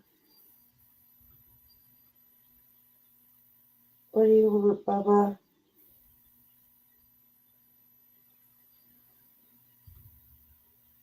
It's sitting right where I don't want you to be. See, they're getting right in the eye. Come on. Yeah, I don't know, Debbie. I don't know if I got a defective one. Maybe I'll delete it and reinstall it. Yeah.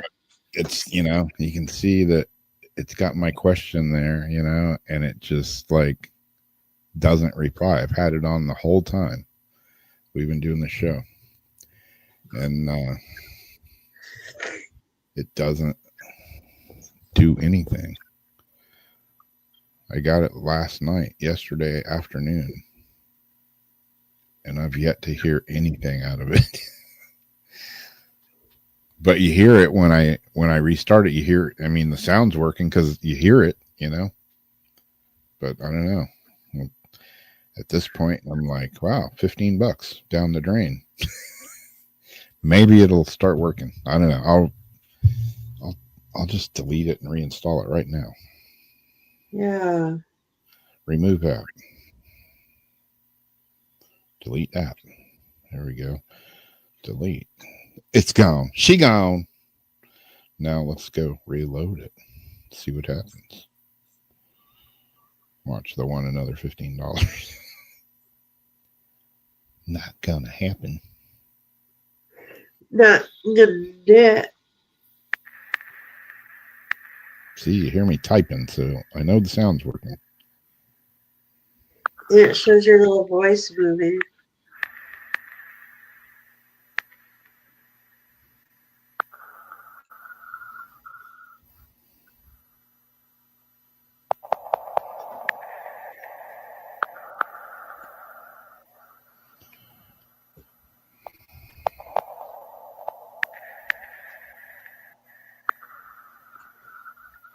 Okay, it's re-downloading. G.I. Joe, fighting man from head to toe. G.I. Joe. Pork chop sandwiches. Open. And applesauce.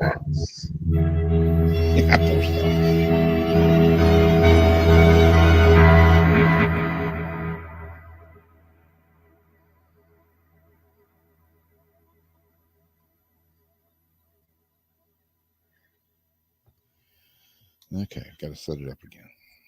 Analyzing audio signal. Electronic voice phenomena. EVP. Discover haunted sites. I tried out the map and it showed me, it said the lighthouse was haunted. I was like, really? No shit, Sherlock. That's where they had the AI. On. Welcome to SPI. It's like they can just use the AI to pull anything up. Sign in.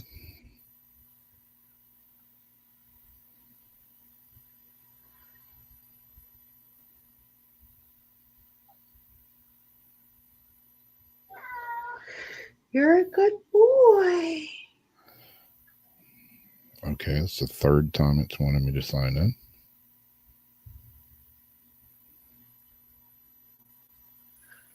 By continuing, Google will share your name, email address, and language preference, blah, blah, blah, blah, blah, blah. Continue. Goes back to welcome to SPI and wants me to sign in again. Anyways.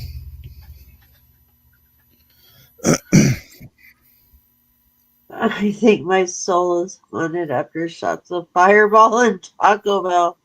Something's going to be haunted.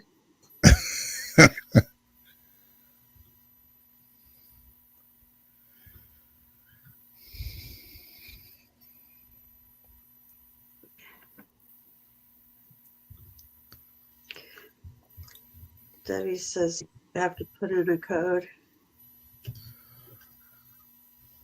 What code that is not showing up? It won't let me go past the sign-in page. Oh, yeah.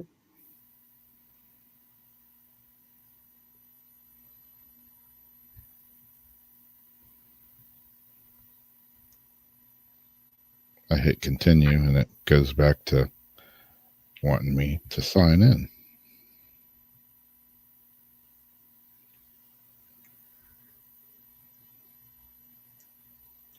I don't know. Did you get a code the first time you did it? Yeah, I think I did. Where did it come from? Can't remember. Maybe check that place and see if they just sent it. I think I just got a text or something.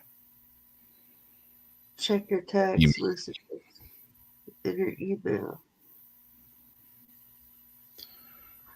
Nothing from email other than my receipt where I paid $15 for it. Yeah, he got the code earlier. It's just he's not getting it now. And the codes change usually.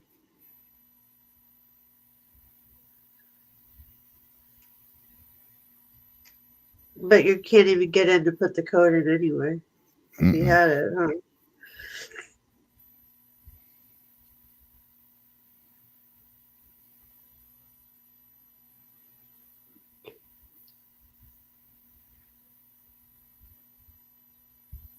Well, he got it to work earlier. It just, I mean, he got it to go earlier, except it just wasn't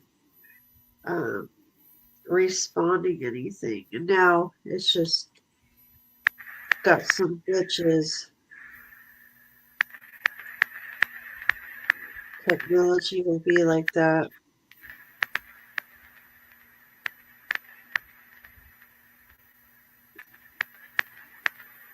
Yeah, it's basically AI based.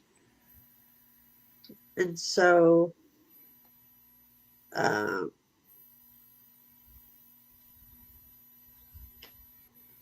Yeah, so now I'm trying to put in, wants me to set up either with Google or with email. So I put my name in there, I put my email in there, I hit continue, and it just relives the same fucking screen over and over again. yeah. Yeah.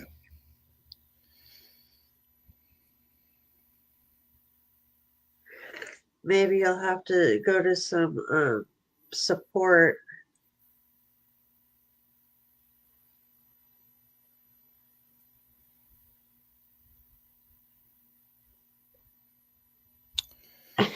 Gary.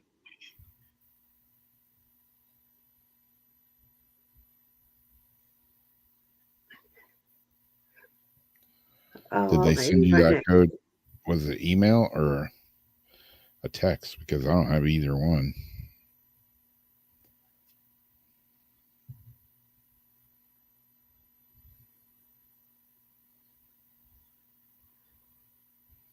Got a text that says my AAA membership will expire on the 15th. Oh.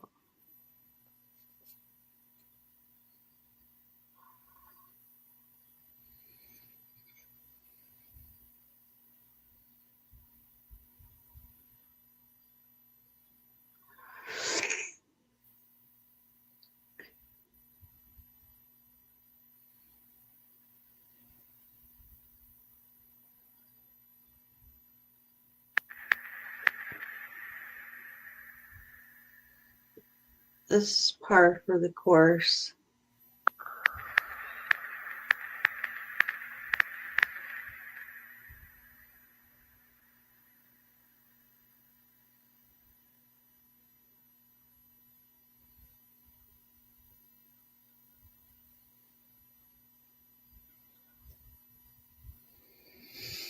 Yeah, I don't know. So far, I'm not happy. To put it mildly.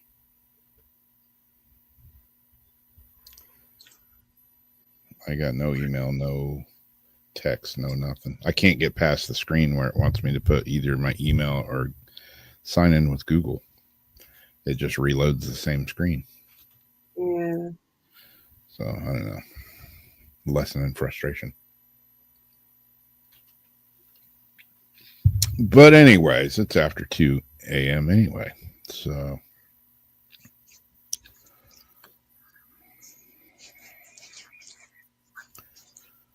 with that, haunted burritos. Yeah, it's the SPI paranormal app. Sean Austin. Steve Austin, the $6 million man. We have the technology. We can rebuild them better, stronger than before. Come on, you know somebody used to watch that show when you were younger.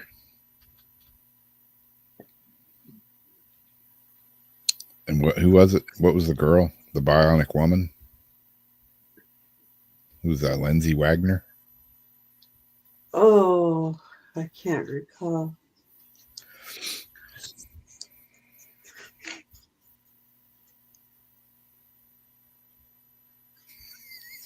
Exactly.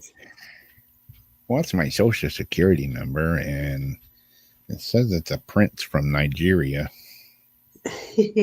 Perfectly trustworthy. Oh, yeah.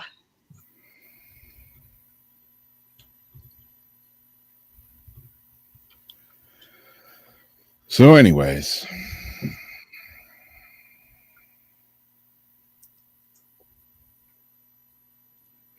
Yeah, I'm gonna have to text them because, like I say, it ain't done a damn thing for me. Yeah. And I'm usually pretty good with apps. I mean, some of them have,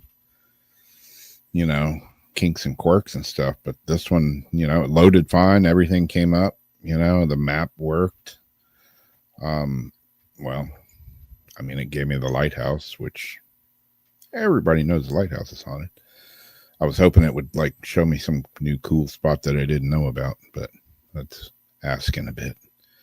But on it, everything seemed to work, and when I ask a question, it records it, and it comes up on the screen, but it never answers. It just says listening. I'm like, okay, I'll let it sit here and I'll be quiet. I'll listen for a few minutes. And You'll get it straightened out. Yeah. One way or the other. One way or the other. One way or the other. Exactly. Could have used that $15 to renew my AAA. Exactly. AAA. That's something, I don't use very often, but the one time when I was Ubering and I backed my car into a ditch and the wheels were sticking up. Hey, AAA came in handy that day. I had to get a tow truck to pull me out of the ditch. And of course, I was out in the middle of BFE. And the guy that the guy that I went to his house, to pick him up, he came out and looked at me. He's like, are you my Uber ride? And I'm like, yeah, you might want to cancel that call again. I don't think we're going anywhere for quite some time. Took 2.5 hours for the wrecker to come. God, speaking of that, AAA. Darcy's got a friend that called AAA, and it took something like 7 hours for him to show up. Like, Jesus, could have built it. Yeah, they're not quick. Why? Was she in front of the house or on the side of the road? I can't remember where she said she was. No, she was at work. Oh, see, then they don't care, because if you're in a place where they don't think you're really in danger, they take their time. Yeah. But I was out in the country on a dirt road in a ditch. I was hearing banjo music. I was starting to get nervous, and they still took 2.5 hours. A lot can happen in the woods in 2.5 hours. Oh no, and a broken down car too. That's why you always see those houses with so many cars parked out front. Yep. But few people live there. Yeah, was around. At least they did send it to me. It was weird. Tow truck showed up. He's like, I'm guessing you're the one that called. I'm like, why is that? Because my wheels are sticking up in the air and, my car's backwards in this ditch. It's funny, when I did it, this old man came out that lived there, and He's like, he reminded me of the old dude that was in Pet Cemetery. Uh-huh. A lot of good animals been killed on that road. He reminded me of that guy. Kind of looked like him. Oh God. He comes at Herman Down month there. ago when he came out. A lot of people back into that ditch. So what, you got like your two tires on the same side stuck in it, like your passenger front and rear or driver front and rear? Yeah. Oh, I backed into it. I basically had two back wheels in the ditch. Oh, back wheels. Okay. One of the front wheels was on the ground, but the other one was like 3 feet off the ground. Oh no. There was a point of shock when I backed into the ditch that I thought I was going to roll over. But I didn't. You can feel it. You're like trying to shift it. Like, no. Yeah, I'm like trying to put my weight again, on the opposite side. Like that's going to stop Yeah, it. you're like shaking it like the other way. No. Yeah, that was embarrassing. Go to pick up somebody in an Uber ride, and then you back into a ditch and almost flip your car. It's like, yeah, it's me. I'm the dumbass Uber driver. I'm here to pick you up, but I got problems. You can always say what you want to say. Yep. Did someone tell you you have a pretty mouth? you got a pretty mouth. Got a pretty mouth. And this you drop them bitches. What? Excuse me. Can we talk about this? Put some red lipstick on that pretty mouth, yours. Yikes. You ever seen, speaking of that movie, you ever seen the resemblance to that kid that was playing the banjo next to Joe Biden? They look like they could. I don't think so. Let me see if I can find that real quick, just for a closing. Yeah, for shits and giggles. Yeah, just for a closing note. Yeah. 8 in the morning. Well, good morning, Ulrich. Ooh, I bet it's cold for some reason. I just got chills when I saw your name come up, like cold chills. Like, are you cold? Here you go. 8 in the morning. What is the weather like in Denmark right now? Now you tell me if it doesn't look like Joe Biden as a little kid and Joe Biden as an adult. So you like a pig. Nothing, against Joe Biden, but I saw this and I was like, that's some shit that'll make you think right there. Look at the uncanny resemblance here.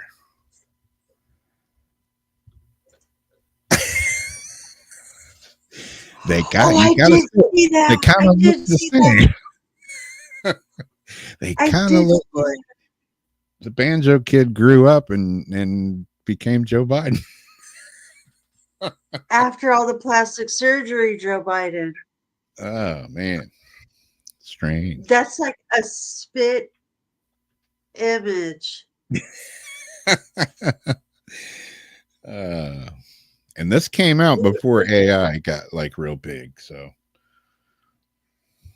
and now you can make anybody look like anything with clothes on, clothes off, a tree growing out of the side of your head. You can do anything with AI now. You can do anything, yeah. Usually got a lot of extra limbs and fingers. Yeah. Squeal like a piggy.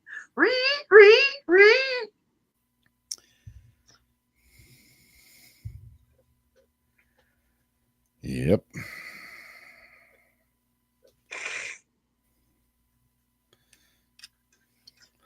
Well, anyways, that's going to wrap it up for us tonight on this episode of Weird Wednesday. Who knows what's going to happen next week? We may be on a different platform, but we'll be in the same place, same time, and all that funky jazz. So we hope to see you then. We'll find each other somehow. We'll find each other in the light or the dark. Come to the light, Carolyn. Don't go to the light, Carolyn. Stay away from the TV.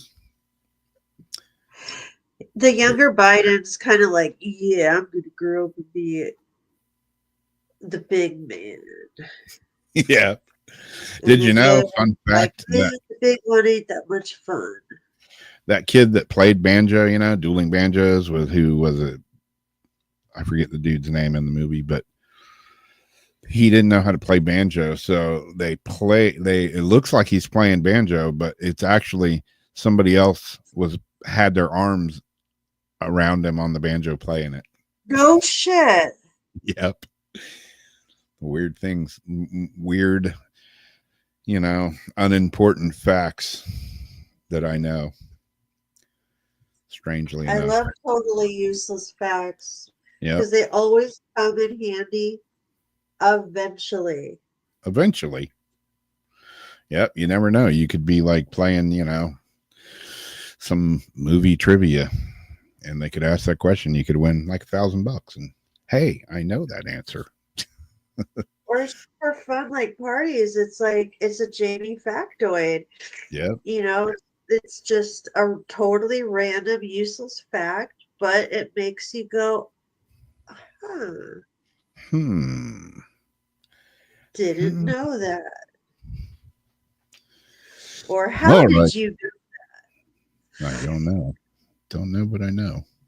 Because I look up the stuff people say, don't look this up. Yep. Don't watch this video. It could be obscene or vulgar. Oh yeah, let me definitely click on that. In the Urban Dictionary, you'll be scarred for life.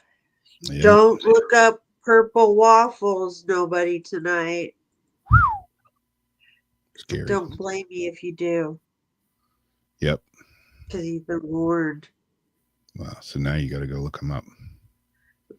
Don't Let's just do say it. they're not for breakfast. They're not on any food pyramid. Yep. All right. Once again, we're out of here. Catch you next time. Thanks for hanging out with us for this senseless nonsense that, you know, we do here on this thing called Weird Wednesday. Good night, everybody. Sweet dreams.